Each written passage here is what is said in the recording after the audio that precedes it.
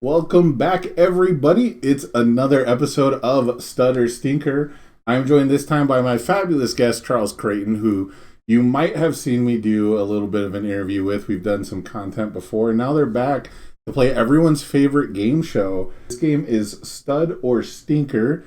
It's a pretty simple game. I'm going to show you a card from Universes past, and you're going to tell me if you thought it was a stud, which in this case, it had to be either a very meta-relevant card that was topping multiple events played by multiple players. It's a stud if it has ever won an event, like one of our Pro Tour circuit or higher level events, or if it had to be banned out for being too good, errated for being too good, or was otherwise something that every single person was teching their deck against, is what constitutes a stud here. Let's get started. Our first stud or stinker card is the character Katana.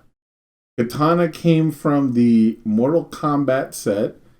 She is a 6 hand size, 26 health character. Spells her name with an I, not with an A, so not like the sword, Kitana.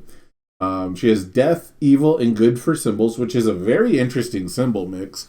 I don't think there's very many characters with that symbol mix ever printed. And she has 3 abilities. So her first ability is pretty simple. It's lose 1 vitality.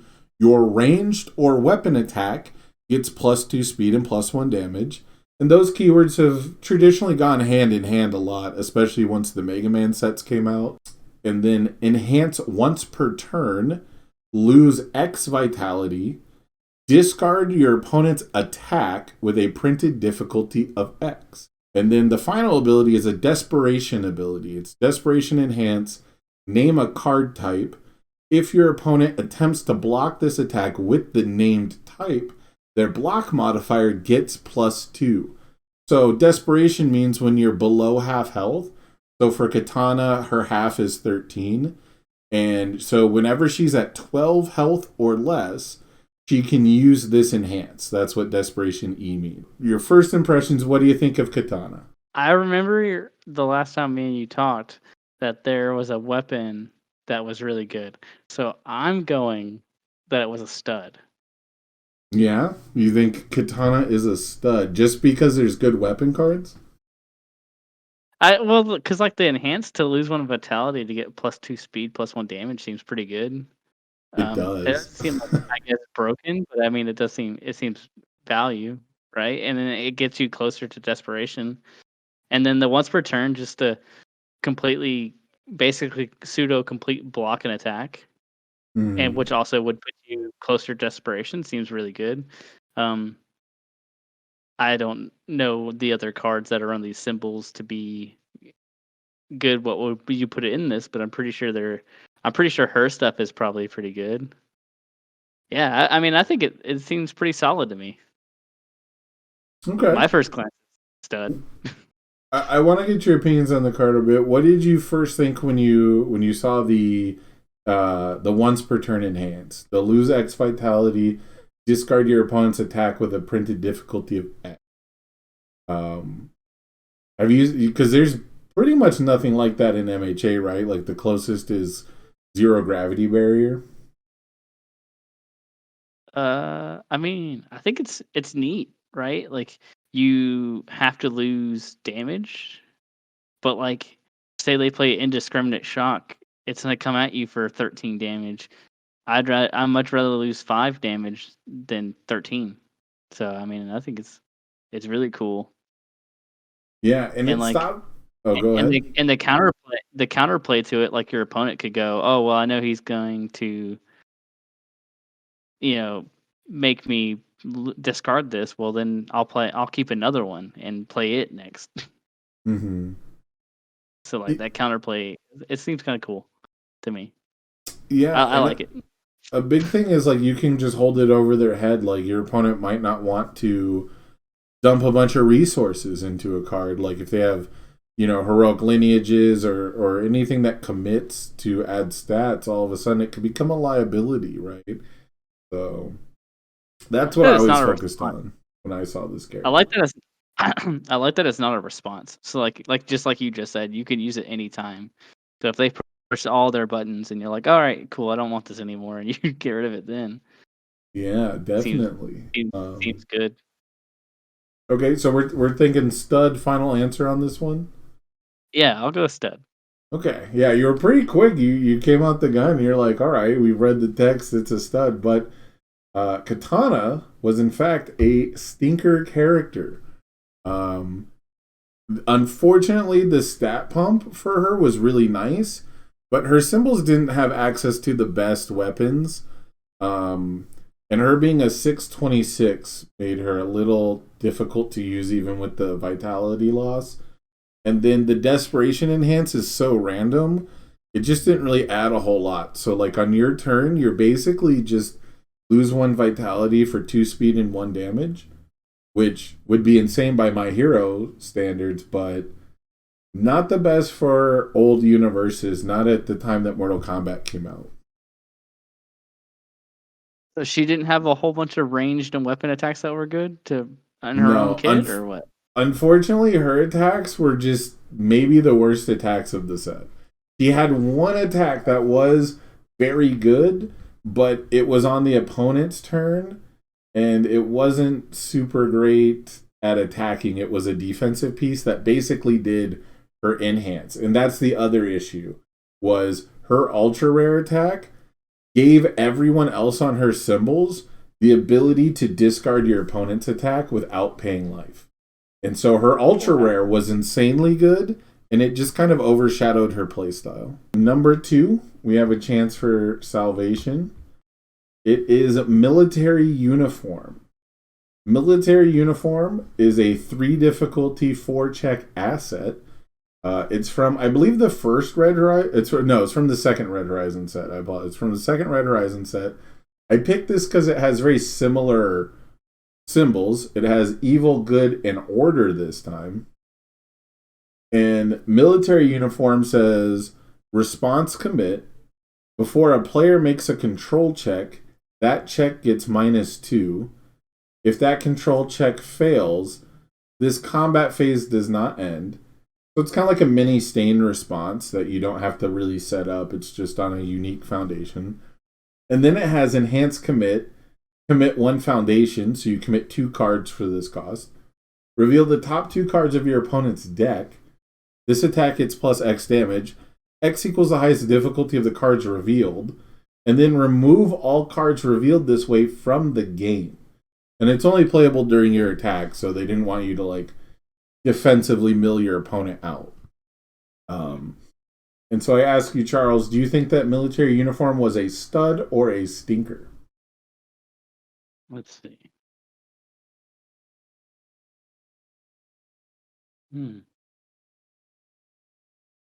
It is a 3/4 unique foundation.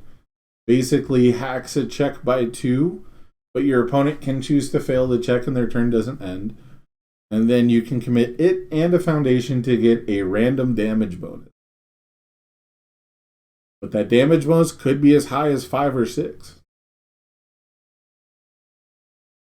I think my initial thought was kind of stud, but like really thinking about it, I'm thinking more of a stinker. Okay, tell me why. Because it's a 3 diff and it's a 4 control check. And it just seems like there was probably better cards to play compared to this. Okay. Because this costs two foundations to get random damage. Now, I will say, and there's the response to commit to -2.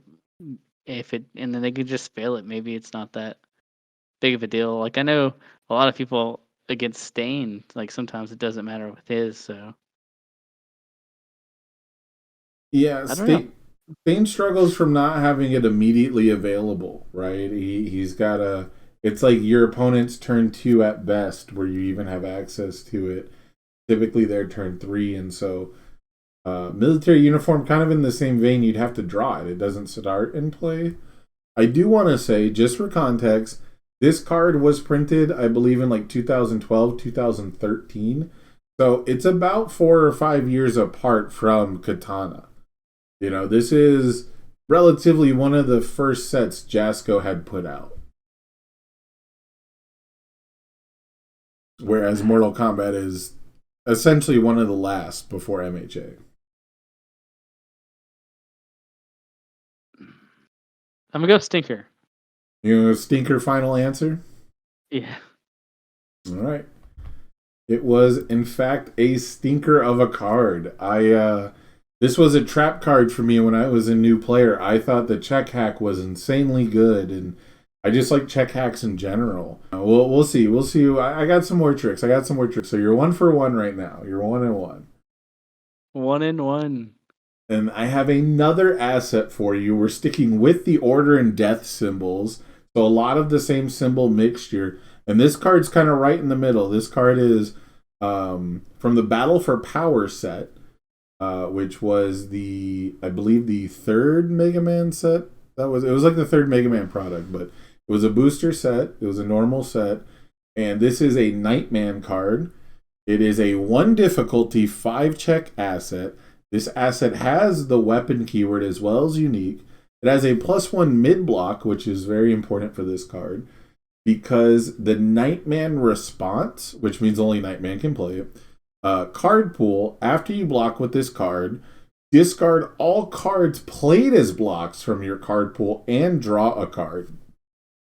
And then form commit, your opponent adds the top card of their deck to their momentum. Choose one of their momentum and add it to their card pool face up. So, this is a card where if your opponent has a momentum that you want to snipe out of it, you can clog their card pool with it, but they still get to keep the momentum. So that way, essentially, you can read this as a form commit sticky balls. Only it comes from the top of the deck as a 1/5 asset. With my thought process on this, and how that I would probably play, which is bad. But I'm going to go with its stud. Okay. You're going to go stud. Did you look up the Nightman? I want to make sure I get it right, but if I try to open a new window, I did look up Okay. I did look up Nightman.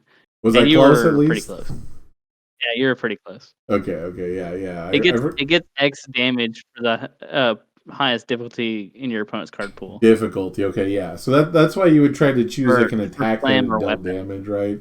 And that's why you want to like block an attack, keep an attack there, and then you get that damage bonus. So, but you're gonna say stud for flail and shield.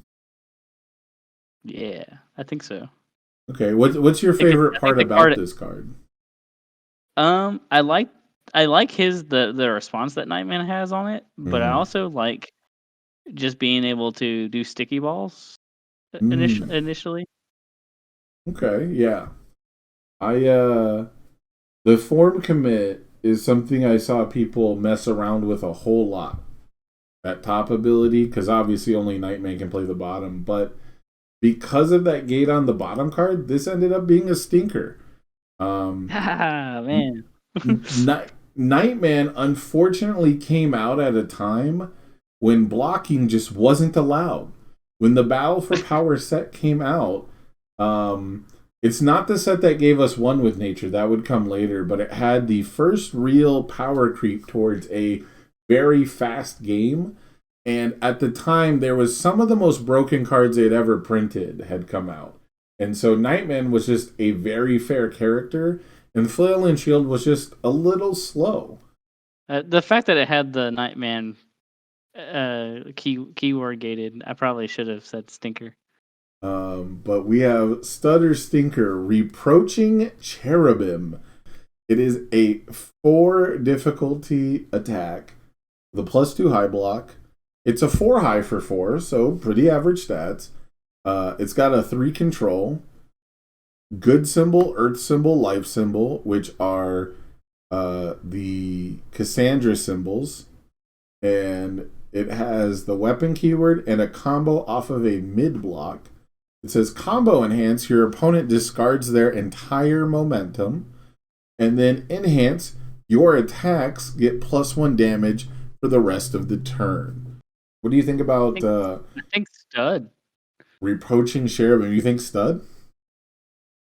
Yeah, I think stud. I mean, I feel like the combo probably is pretty easy to get off, and even if it doesn't get off, it seems like the enhance itself is still pretty good to run it.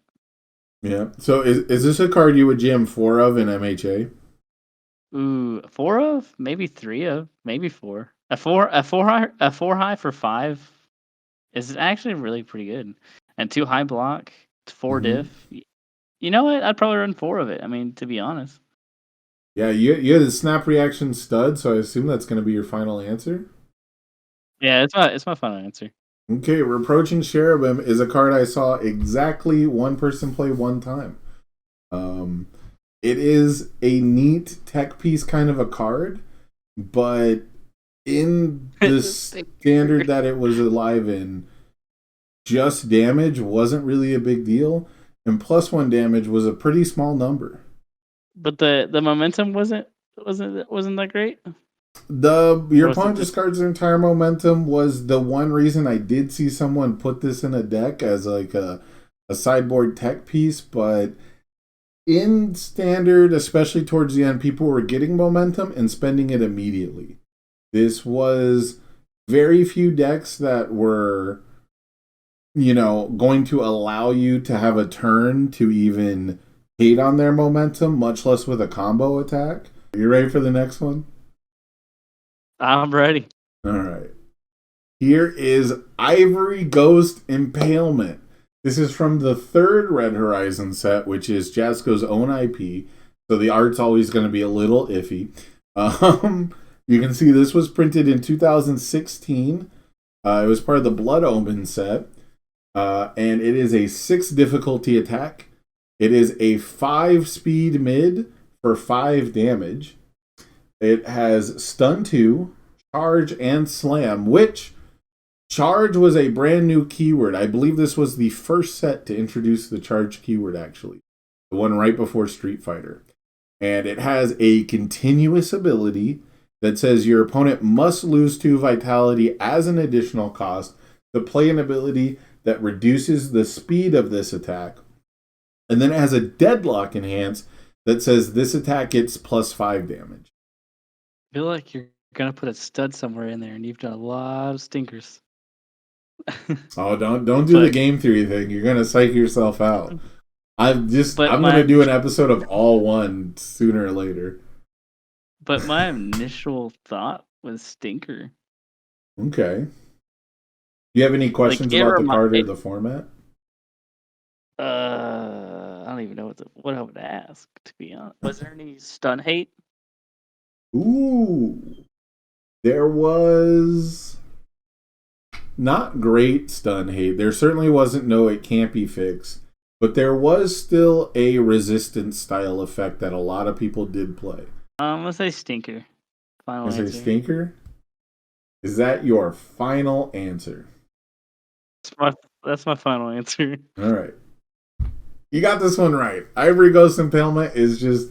I did kind of give it away with the last one, where I was talking about the printed difficulty and the stats, I think. I forgot this one was next, where it specifically is a 6 diff 5/5. Compared to later... Yeah, the stats were pretty lackluster on a 6 diff. Next up, we have Quan Chi. Quan Chi is also from Mortal Kombat, one of the more recognizable faces, I would think. He is a very nasty sorcerer who is a 7 hand size, 20 life, evil, death, life. That's a pretty common symbol pairing. I would say like death and life go together a lot, evil and death go together a lot, and I think even evil and life go together quite a bit. And then he has enhance, remove 1 character card from your discard pile, for the rest of this enhance step, your starting character gains all enhance abilities. So enhance abilities only. A lot of people have misplayed this before. But don't let them cheat on you. Gains all enhance abilities printed on the removed card. And then response. After your opponent plays an enhance ability, this attack gets +1 or -1 damage. Okay, so I'm gonna say stud. because if I remember correctly, we've talked about this card, and you were saying it was pretty good, and I'm also pretty sure this card got banned, Ooh, did right? I spoil it? Did we talk about this? I think so because we were talking about All for One when we were talking, and Oh, we were true. like Okay, yeah, yeah, saying yeah. about what it could do. I'd want to use this one But I for a do. minute, and to But be even honest, before then, the chamber in the chat also spoiled this one earlier. He was talking about all the most busted characters he could think of, and yeah, it's Quan Chi. He's a stud for sure. yeah, I'm So also pretty sure I knew he had got banned in a. mhm. Would he be able? Would he be able to respond multiple times, or is it only Yes, once he'd be able to do it? every single time you play an enhance ability, he responds. So he immediately Yeah, just negates every +1 damage enhance in the game.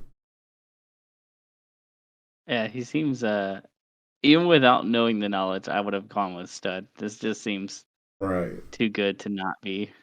We have Loving Sister. And it says while this card is in your card pool, your kick attacks get +1 speed, and gender female restriction response commit after your life or water attack deals damage gain 1 vitality. It's not a her character response. That's any female's response. Yes, back in the day, characters used to have vital statistics like height, weight, gender, blood type, and I think there's one other. How relevant were kicks? There was pretty much one or two really popular ones. They were both king attacks, so they had all three of these symbols. Other than that, there was a point where water kicks became really popular with Felicia. I don't think Water Felicia was ever that popular for her symbol, though. She always played on the air symbol, but it'd be wrong to say her kicks weren't good. Oh, there was a card called Shell Kick. It's a Morrigan attack on life, and it saw a play on life and death because you could discard a momentum and your rival would have to destroy a foundation, and then you would build one. And that was kind of nuts for the time. I Okay. think it's a stinker. You think it's a stinker? Okay, okay. Why do you think that? Being gender locked to female and it's a response commit just to gain 1 health doesn't seem like it's that much worth it. And your kicks only get +1 speed if this is in your card pool. So it clogs yourself for 1 speed, and if it's built, it only gives you 1 health if you deal damage. You are correct. This one is a stinker. I got it. Yeah, if you notice, all the kicks that you'd asked me about, all the kicks were in King's Kick cared about cards in the rivals card pool. You have managed to pull ahead 4-3. I'm the greatest. That might be the best record we've had at this moment. I think most people like 4-5 going into the final, and they're trying to tie it. So you got to keep this streak alive. Next up, we have Darkside Master. Darkside Master is a 5 difficulty attack. It is a 4 speed high for 5 damage. It has the ally keyword. It is a 2 check. Earth, Evil, and Life. And it has one simple effect. While this card is in your card pool, your other non-ranged attacks get +2 damage. So it doesn't buff itself, and it doesn't buff ranged attacks. But it is a 5 difficulty 2 check. So did Dimitri use a lot of non-ranged attacks? Dimitri had no ranged attacks in his kit, I believe. I think he might have actually had one on his I think he had 2 ultra rares. Man, I think it's the stats seem solid, but that's my MHA brain, and I'm trying to go. Dude, I'm gonna have to go with stinker. How much play did Dimitri see? Like, was he? Tons. He was the biggest gatekeeper, who I think only won like 1 PTC, maybe 2. I could be forgetting a couple, but he was runner up at a lot of PTC. So the question is, was this a card that Dimitri was playing a lot? It seems really good with his once per turn. Its stats are good for MHA. but I'm guessing decent for UFS. Mm-hmm. The 2 high block's not bad. We're gonna go stud. Maybe y'all are just big gamers and you play 2 checks a lot. All right, you're at 4 and 3. You're risking the lead. You might lose it. Stud final answer. Stud final answer. You are 100% correct. This card was Yay! a stud. This is a card that I was a little surprised did as much work. Like, I think I only included 1 or 2 in my very first draft, and then I saw just how good it was. The main thing is Dimitri played almost mono throws. I didn't want to quite give away like what Dimitri's were playing, because I did say at the beginning I didn't want to give away like information about deck lists, about like what people played too much, which is why I mentioned his own kit. He didn't use a lot of his own kit, but the 2 cards he used were Dark Side Master and a card called Negative Stolen. So effectively, he was a 6-hander whose abilities were +2 damage to all of his attacks and -1 damage to all rival attacks, on top of sniping your best foundation every single turn. Seems pretty good. That's why. Yeah. So you're up to 5 and 3. This one I thought might have tripped you up, but I think you asked all the right questions, basically. Yeah, I'm the greatest. I'm so smart. Next up, we have Lily 2 Dot. Lily 2 Dot is a 6 hand size, 27 health character. We have Death, Good, and Water, and she only has 1 ability, but it's a doozy. Response your turn after you play a ranged attack, because in this format you can potentially play attacks on your rival's turn. After you play a ranged attack, your opponent adds 1 of their face-up foundations to their card pool and adds the top card of their deck to their staging area face down. Under the water symbol, was there damage bumps to the number of card pool? Say that one more time. Well, did we have like a tongue whip equivalent cards? But not with the range keyword, I want to say.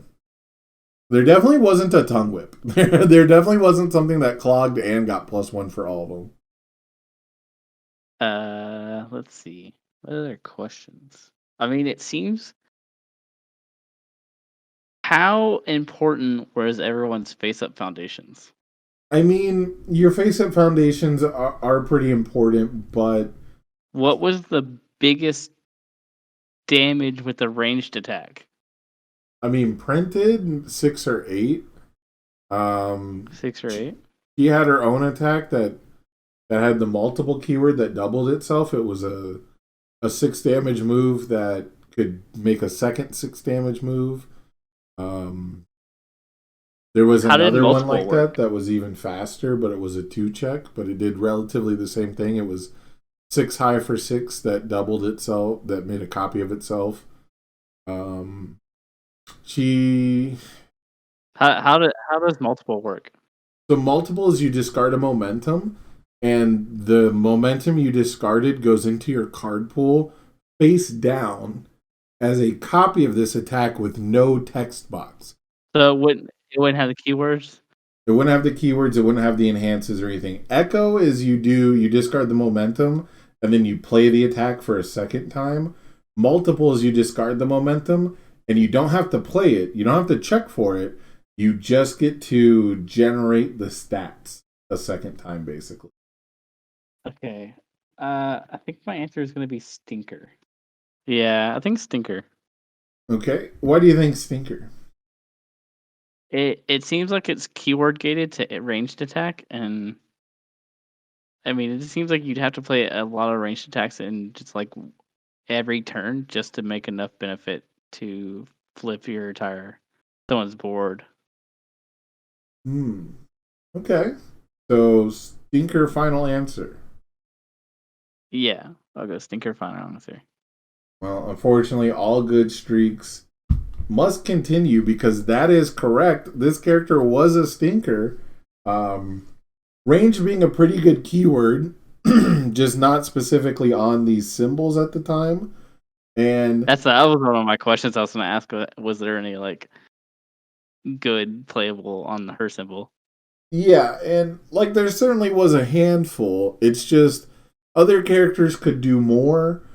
She literally is blank outside of attacking. Unless you are attacking with a ranged attack, she is actually blank, which hurts. So this one was a stinker. And then I believe this is the last one. I believe this is it. So I think you're locked in for a winning record, but this is your chance to set the bar pretty high for future episodes of Stutter Stinker. We've got one last card coming down. It's called the Dragon of Kyokugen. It is a 2 difficulty plus 3 mid block, 5 check. Very standard, very average foundation stats. And it has 2 abilities. One is a continuous that says this card does not count towards progressive difficulty. And then it has an enhanced commit. If your kick attack deals damage, both players lose 2 vitality. Did the character do anything about when he lost vitality? Robert, this is a Robert Garcia card. He cares about kicks, but he does not care about losing vitality whatsoever. Robert Garcia basically said he could make a control check to get +1 speed to his kick attack for every attack in his card pool. Or maybe it was every card, but it was like every attack basically, so you get +1, +2, +3. And then he had an ability where he could discard 1 card in addition to momentum to pay for a powerful ability. And I think it gave the kick attack powerful as well. So he had nothing to do with losing vitality for himself. And this is our second kick attack card, but it shares 0 symbols with the king card, Loving Sister. I'm gonna say stinker. Okay. I don't think this is that great. And if I'm proven wrong, then I don't know. It's really not impressive to me. Like, you get to hit them for 2 more damage, but you also lose the 2 damage. It's a 3+ mid block. It commits itself as well. True. It's not free. It's not like a flip. And the attack has to deal damage. So if this was a kill, you would just block. Right, and then there's no synergy from Robert. But it doesn't count towards...